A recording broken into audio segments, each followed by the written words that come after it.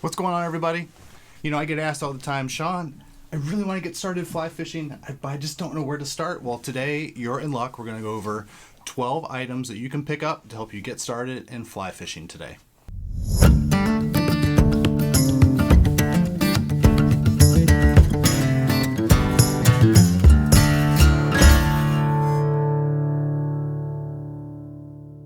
What's going on, everybody? Sean here with 585 Outdoors, and today we're going to go over 12 essential tools that you're going to need to help you get started in fly fishing. Now, by no means is this list, all encompassing, all inclusive. It's just kind of a bare bones essential list of tools and items that are going to be helpful to you to help you get started this season. All right, so the first couple things on your list that you're going to need to get started with are obviously going to be a rod and a reel. If that isn't something that you've tackled already, we're going to need to think about a rod and a reel setup to go after the type of fish that we're going to be fishing for.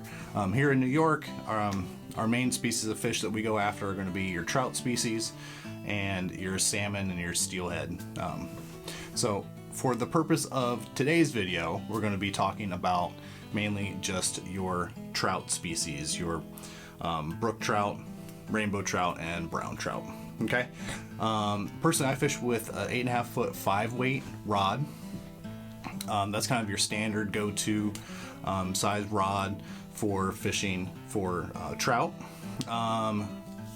You can run anywhere from a 4-weight to about a 6-weight. If you happen to do a little bit of bass fishing in the summer or something like that, sometimes a 6-weight gives you a little bit better ability to fish some of those poppers and some of those heavier streamers and stuff like that for bass. But I don't want to get bogged down in the weeds with that. So anywhere from a 4 to a 6-weight rod will be perfect for you to get set up for fishing for trout. Next, obviously, the reel setup. You're going to want a reel that's balanced to that rod. That's going to hold the fly line that will help you cast that rod efficiently. First step, guys, go to a fly shop. Hop on the Google, hit Google Maps, search for a fly shop in your area. Those guys are an invaluable resource. They eat, breathe, sleep, fly fishing all the time, and they're going to get you set up with the proper tools for sure. And more often than not, guys, you can pick up a kit that already has all that stuff included. So you've got a rod, a reel, usually there's a fly line in there, and it all comes in a nice little case for you. So it's kind of a one-stop little shop there to help you get started with all of that. So I touched briefly on fly line. Like I said, with the kit, sometimes those come included and they're already balanced to the weight of the rod. Your fly lines also come in weights just like the rod is. More often than not now, you're going to want to pair up your fly line with the same weight of fly rod that you have. So if you are fishing with a 5-weight fly rod, you're going to want a 5-weight fly line. And again, to kind of keep things simple today, we're going to be discussing mainly just dry fly fishing. So a floating fly line, where that fly line is going to float on top of the water along with the fly. Okay, so you have your 5-weight fly line that's mounted on your reel and your rod, and you're all set to go. All right, so the next thing on the list, you've got your fly line, and attached to that are going to be your leaders. Now, all a leader is essentially an extension of that fly line down to the fly. If you've ever seen any fly lines in person or on the interwebs or anything like that, if you've never seen a picture of them, they're not exactly clear. They're not very subtle sometimes. Some of them are really bright orange and yellow and everything else. That's going to spook the fish. The fish are going to be able to see that. So you want something that's clear that attaches to the fly line. Fun fact, these guys are tapered now. They extrude these leaders and it's nice and tapered down to that fine point to the end of the fly. You're going to want to have these leaders, general rule of thumb, is about the same length as your fly rod. So if you're fishing 8.5, 9-foot fly rod, you're going to want a 9-foot leader to help you get started. Okay? A couple other neat things about getting these prepackaged leaders like this. Like I said, they're already tapered, so it helps with the efficiency and the presentation of the casting. And also they tie these little perfection loops in the end of them. so you can attach a loop-to-loop connection to your fly lines. Almost all of your modern fly lines these days have a welded loop at the end of it, so you can attach a leader real quickly if you need to change it out, if you need to beef one up, or it's just seen better days, or you broke it getting a fly stuck in a tree. It's going to happen. When we get started, we always catch more trees and bushes than we do fish when we first get started. It's just real nice and real handy to be able to kind of change that leader out real quick. All right, so next item on the list would be a spool of tippet. All tippet is just a fancy term for basically a level, small spool of clear fly fishing line. Now, what's the purpose of this? When you already have the leader and it's already clear, and like we already have that taken care of, and while that's true, these leaders aren't the most cost-effective thing. A pack of these is probably $7 or $8, which doesn't sound that unreasonable. But as often as you're changing flies, or when you first get started, if you're snapping them, breaking them off, getting your flies stuck in trees and everything else, you don't want to be dropping $7 every time you go out. That can start to add up pretty quick. So it's nice to be able to have a little bit of tippet, as you sort of eat away the last 18 inches to 2 feet of your leader, to be able to snip off a couple feet of tippet. Now your leader's back to 9 feet and you're ready to rock and roll. One of these spools, this particular brand, is a little bit more on the expensive side. Just because of the material it's made out of and all this other stuff that we won't get into today. But your average spool of tippet costs about the same as a pack of leaders, but there's 30 yards of tippet on those spools. So you're getting a lot more mileage out of that spool of tippet than you would just buying leaders all the time. Okay? A couple other things about the leader and the tippet. You probably noticed on here that there is a 5X indication on there. All that essentially means is the thinness, the diameter of that material. The higher the number, the finer it is. This particular brand of tippet I've seen go down all the way to 7.5. You'll notice, you probably saw on the leaders here, this is 6X. So it's going to be a little bit finer than the 5X. It can go all the way down to 0X, if you're fishing for bigger fish. All that, like I said, all that really indicates is just the thickness of the diameter of the tippet. Again, not to get bogged down in too many weeds, but usually right around 5X or 6X is going to be your kind of go-to dry fly trout size. So if you have your 5-weight rod, you're set up, go ahead and get a 5X or a 6X leader. That's the same length of your rod. And go ahead and pick up a spool of tippet that matches the leader. All right, so now we're getting into the business end here of the whole fly setup, right? You've gone to the fly shop, you've talked to the guys, you're getting everything all set up with your fly rod. Well, now we need to talk about the actual flies themselves. And all flies are essentially, they're artificial flies that imitate insects, bugs, what have you, that live in that particular ecosystem, in that stream. That can kind of vary from stream to stream, river to river. It can also vary on the time of year. Of what kind of bugs hatch throughout the course of the season. It also kind of depends on like what particular fish sort of eat. But that goes along with what's in the stream, what time of year it is, and all that other stuff. So again, talk to those guys in the fly shop. They keep up with all that stuff. They talk to all the other guys that come in about what the fish are eating, what they're catching fish on, and everything else, and they'll be able to point you in the right direction. It's a safe bet. You're going to want probably about a dozen flies or so to help you get started. Getting 3 or 4 in a couple different patterns. You probably want one, a couple smaller, a couple a little bigger. But like I said, the guys in the shop will be able to kind of point you in the right direction here. Get a couple of these, couple of these, couple of these. All right, and they'll get you all squared away. And with those flies, you're going to want somewhere to kind of keep them all organized in one place.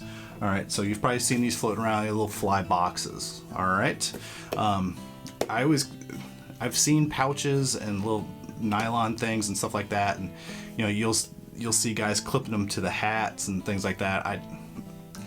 That just weirds me out. I just feel like I'm just gonna lose them. And granted, they're not that super expensive and everything else. I just hate losing things, and I just like knowing where everything is. All right, so a fly box is a pretty invaluable tool. Relatively inexpensive. I mean, they're under 30 bucks and they last you probably forever. I've had this for a couple seasons. It still looks brand new. There's only a couple scratches on it. You probably can't even see it in the camera. And it's a nice size too. They usually come in a size, maybe like a large wallet. Inch and a half thick, maybe 3 by 6 here. They're made to fit in all of your various vest pockets, pants pockets, anything like that. Okay. Hard side's nice. Kind of keeps everything protected, keeps everything from banging around. And also, I highly recommend finding one that's a little bit deeper, kind of like this one, where the flies aren't getting smashed and crushed when you close the box. They've got room to breathe in there, if you will. All right, so fly box. All right, so like I said, we were talking about dry fly fishing, right? So the fly line's floating on top, the flies floating on top of the water. Well, eventually the material in those flies gets waterlogged. It just doesn't float anymore, right? That's perfectly normal. Don't be alarmed. You're not doing anything wrong. Okay, that happens after a little while of fishing those dry flies. So your best bet is to get that fly out of the water. You could change it to another fly. You know, just cut it off, change it to another fly that's dry, put that one either back in your box to let it kind of air out, do its thing. Or if you really want to stick with that pattern, you're catching fish with it, you're super excited, or you just want to kind of focus on fishing with that one pattern, then you're going to want to kind of dry it off. Usually I just brush it on my shirt. They make fly patches, drying patches, and all this other stuff. And, you know, it's a good way to get a couple more bucks out of you, but it's really not necessary at all. So usually I just kind of blow on it real quick, rub it on my shirt, kind of gets the excess moisture off of it, and then you're going to want some type of fly floatant. A couple different materials they make that out of. You'll see a powder, kind of like a dry powder, almost like a cornstarch type stuff, in a little shaky bottle. You'll see like paste and things like that, but that tends to get a little too goopy. That's really not my style. It kind of comes out, it looks like a hair paste kind of thing. This is gross to work with. So the one I tend to use a lot is the Loon Aquel. It's a clear gel. A little bit goes a really long ways. This stuff is super efficient. Usually one bottle lasts me like an entire season of fishing. And like I said, a little bit goes a long ways. Usually, pro tip, I just put a little dab on the back of my thumbnail and just kind of brush the hackle on the fly, the actual like feathers and stuff that makes it look buggy. Yeah, I'll just brush that with the Aquel, and it just kind of keeps everything waterproof and helps it ride back on top of the water good as new. All right. So you've been fishing this fly for a while. You're ready to change it up. Yeah, you could lug a pair of scissors out there. You'll see guys use their teeth and things like that. I can't recommend that either after it's been floating around in that nasty water all the time. It's really bad for your teeth, and I don't recommend that at all. So the next thing on the list, guys, again, super inexpensive, is a set of nippers, all right? You do not need to spend an ungodly amount of money on a set of nippers that its entire purpose on this planet is to just cut the fly off the end of your tippet, okay? You'll see them in the stores for $80, $90, things like that. I can't wrap my head around why A, they get away with charging that much for it, and B, who's buying $90 nippers, really? This brand is also Loon as well. Guys, these things are like $7, $8, something like that. I've had this for a couple years now. You don't need anything more than this. I thought this was bougie because it had like a rubberized grip on it, and hey, it felt like an upgrade to me.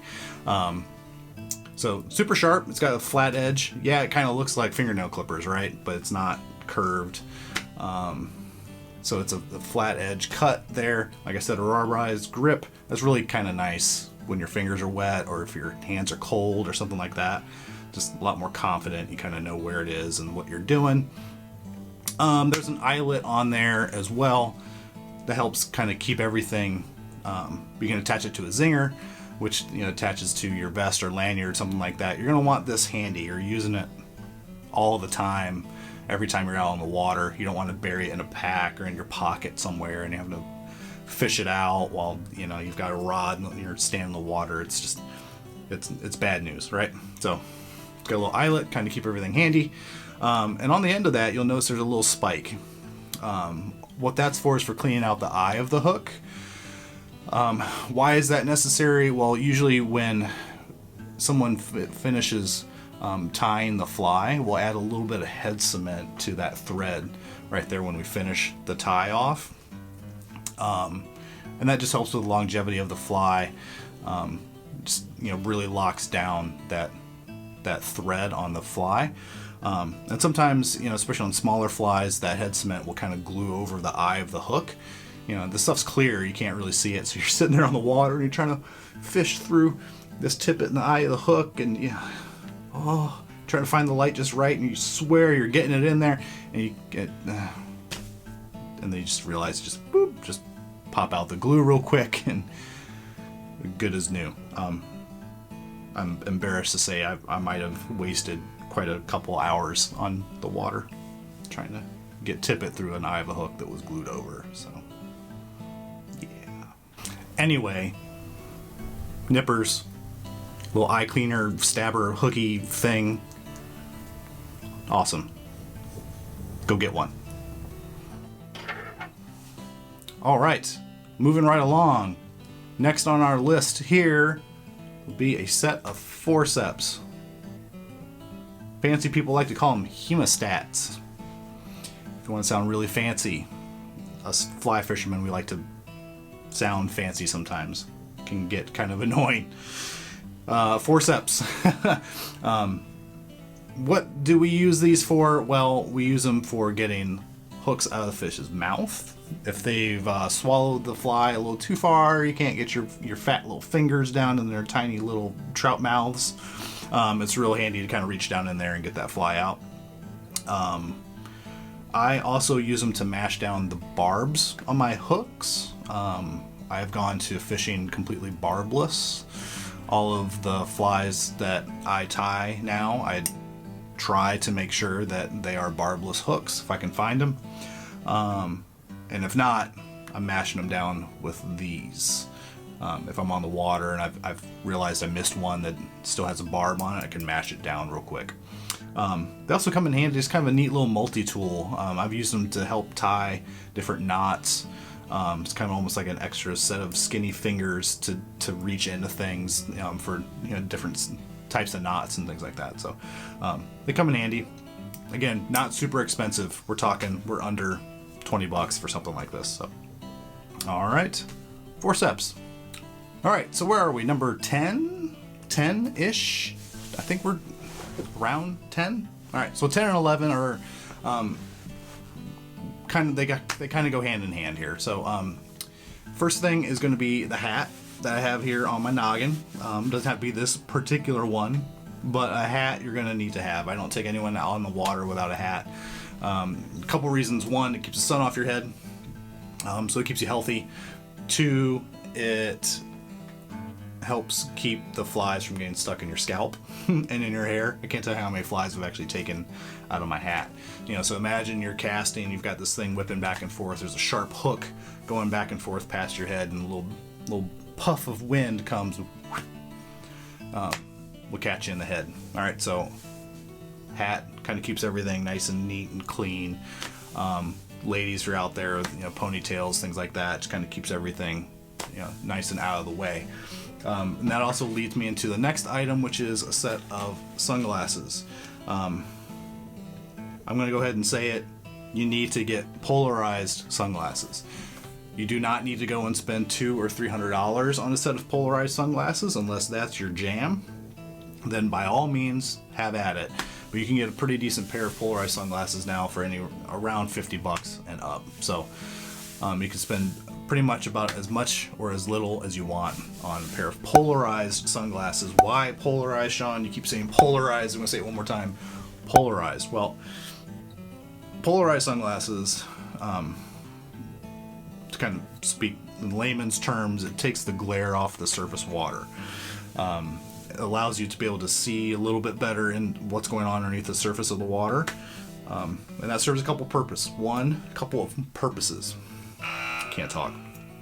One, it obviously allows you to see the fish, where they're holding, so makes it easier to cast to them and everything else. But two, because you can see what's going on underneath the water, you can see where to step, where not to step. Is there a tree, log, foothold thing in there that's going to trip me up or sprain my ankle or worse?